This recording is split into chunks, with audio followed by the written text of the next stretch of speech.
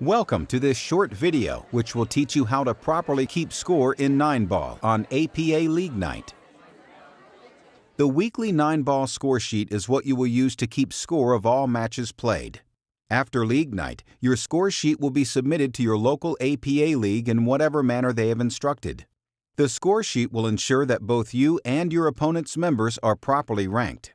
It's important that the score sheet be filled out neatly, completely, and correctly, and then signed by both team captains. Penalties will be assessed for repeated illegible, incomplete, or incorrect score sheets. You will notice that the 9-ball score sheet has information on both sides. One side contains rosters, standings, and next week's schedule. The opposite side is where you will actually keep score. On this score sheet, we see that Steve Smith, a skill level 5, and Joe Jones, a skill level 7, have been selected to play each other. Their skill levels are listed here on the score sheet. Now, let's look at how to properly fill out a score sheet. After the coin toss, it is decided which team must declare the first player. Then, place that team's number, in this case Steve's team, in the space provided. This will help you remember which team chooses first in the remaining matches. For the remaining matches, the teams will alternate who puts up the first player. Next, let's look at the player information section. To help determine which player breaks and which player racks the balls for the first game, the two players lag. To lag, each player takes a ball from the rack and places it behind the head string. The objective is to hit the ball so that it banks off of the far rail and rolls back towards the cushion closest to the players. The ball that rests closest to the cushion determines the winner of the lag. The winner breaks first and is listed at the top. In this example, Joe won the lag, so you would list Joe's team number, player number, his name, his skill level, and the points he must win, listed as ball count on the score sheet. Now do the same for Steve.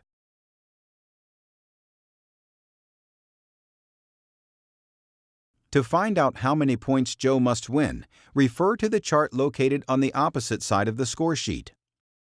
Joe is a 7, so he must score 55 points in order to win. Now do the same for Steve. Steve is a 5, so he must score 38 points to win. The numbers 1 through 75 above the player information are for the player listed on top. Circle the number that corresponds with the point total required for this player to win. The numbers 1 through 75 below the player information are for the player listed on the bottom. Circle the number that corresponds with the point total required for this player to win. In this example, you would circle 55 for Joe and 38 for Steve. These numbers will be used to keep track of points as the shooter pockets balls.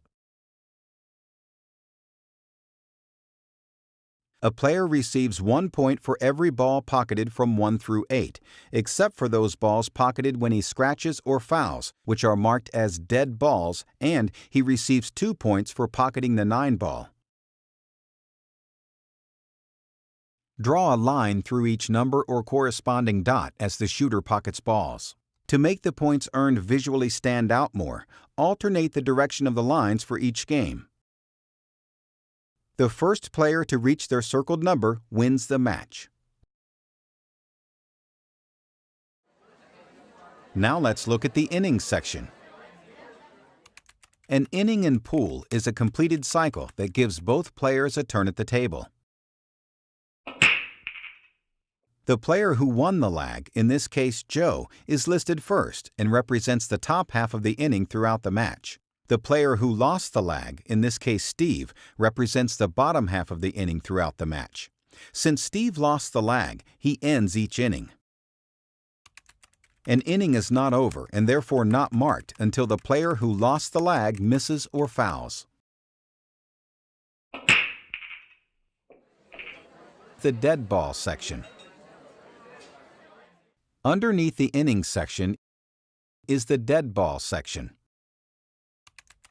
A dead ball is a point not credited to either player. Dead balls are any balls made while scratching or fouling, and balls left on the table when the 9-ball is made early,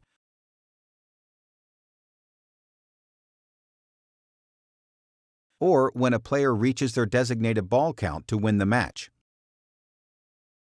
In the example shown here, there are 3 balls left on the table. However, one of them is the 9-ball, which is worth 2 points, and therefore equivalent to 2 dead balls. Dead balls should be accounted for on the score sheet to avoid confusion. Draw a hash mark for each dead ball during the game. Then total and circle the number at the end of the game to make it easier to keep a running total. The score section.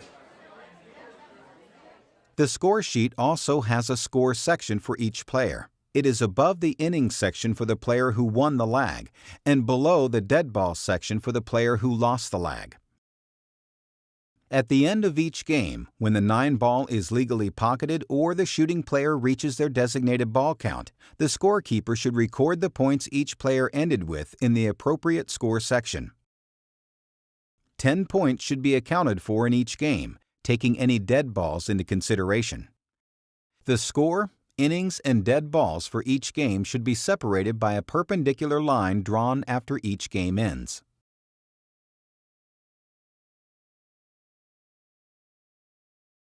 Gameplay will bring about various other scenarios that need to be declared on the score sheet as well.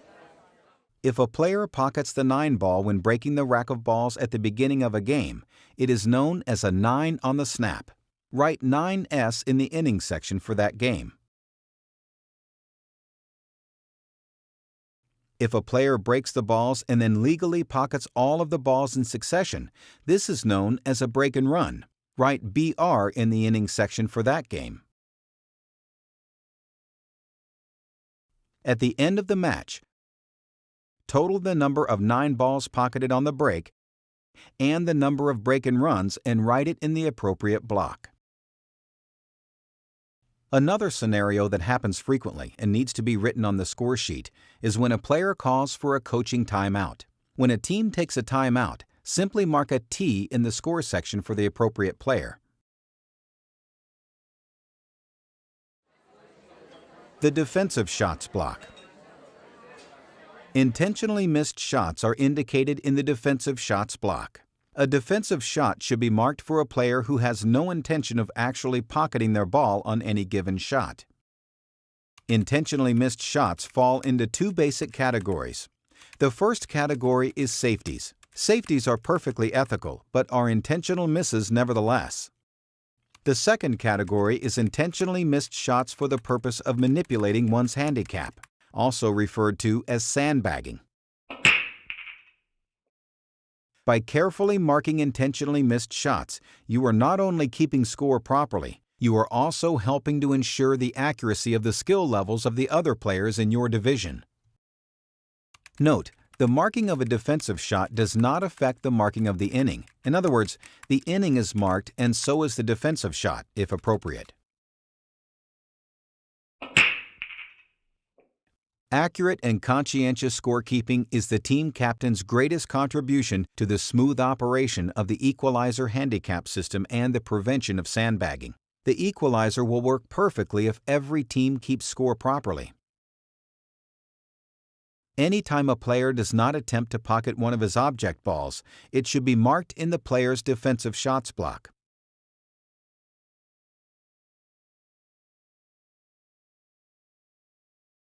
The only way a team can get away with manipulating the equalizer handicap system is if you let them.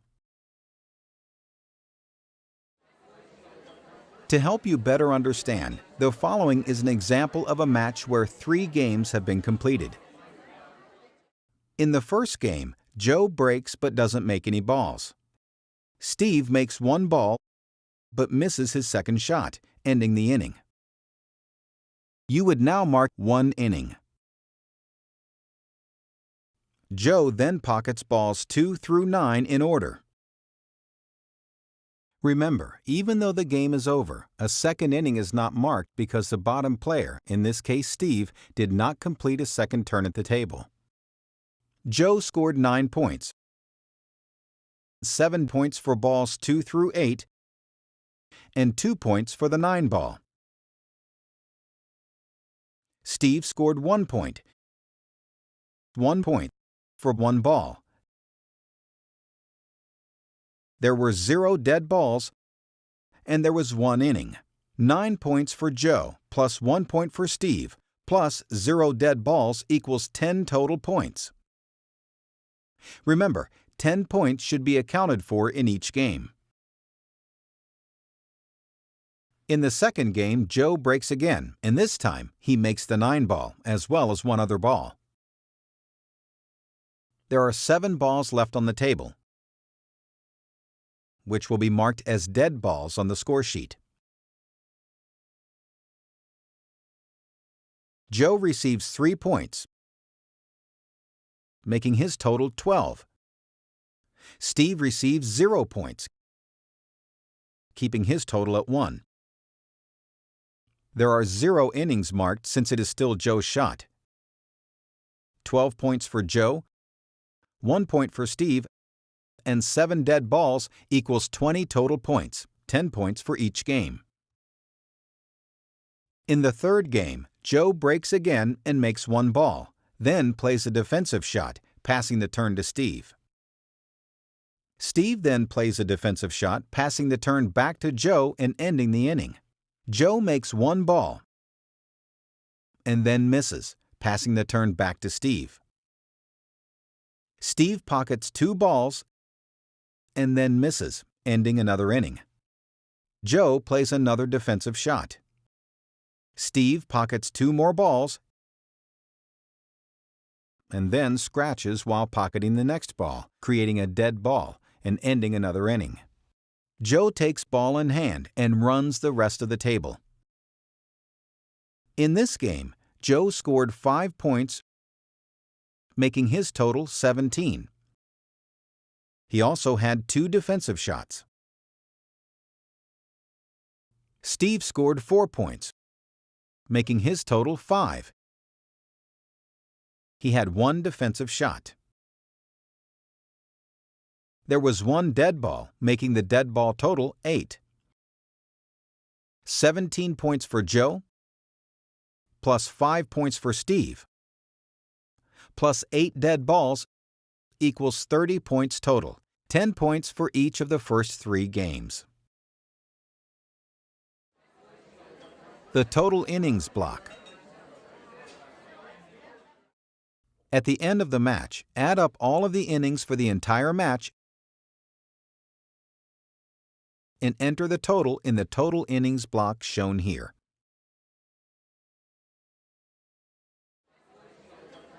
The defensive shots block. Next, add up all of the defensive shots for the entire match. Enter the total and circle it in the defensive shots block shown here. The total points block.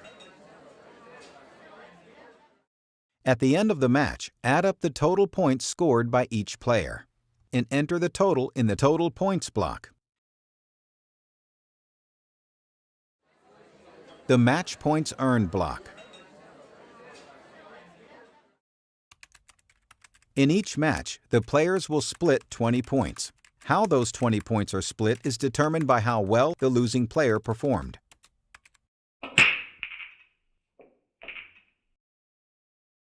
Refer to the chart on the opposite side of the score sheet. In our example, Steve's the losing player. He is a skill level 5 and had 25 points. Therefore, the match points earned by Steve is 5 and Joe gets 15. The least a winner can receive is 12 points. And the most a winner can receive is 20 points. Now, enter the total in the match points earned block shown here. At the end of the team match, each team's points need to be added together and the total recorded on the total line at the bottom of the score sheet.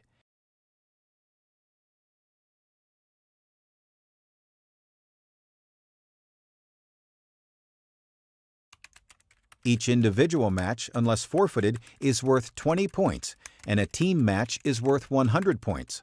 So the points earned by both teams should add up to 100 points when all 5 matches are played.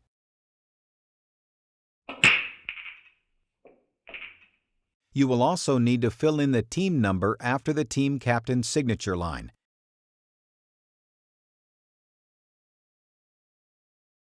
Then sign both score sheets.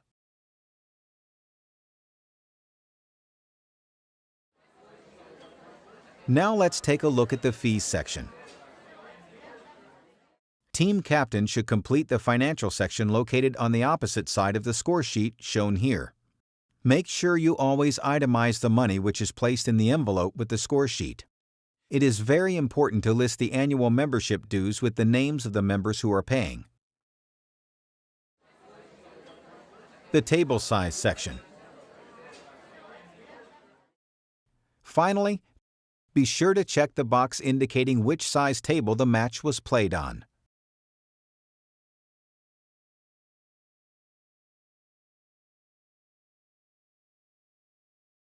Your local league management processes the score sheets you submit. You improve the league and your chances of winning by playing by the rules and the spirit of the rules, and by keeping score according to the book. Your cooperation will be appreciated by your teammates, your fellow members, your local league management, and the APA.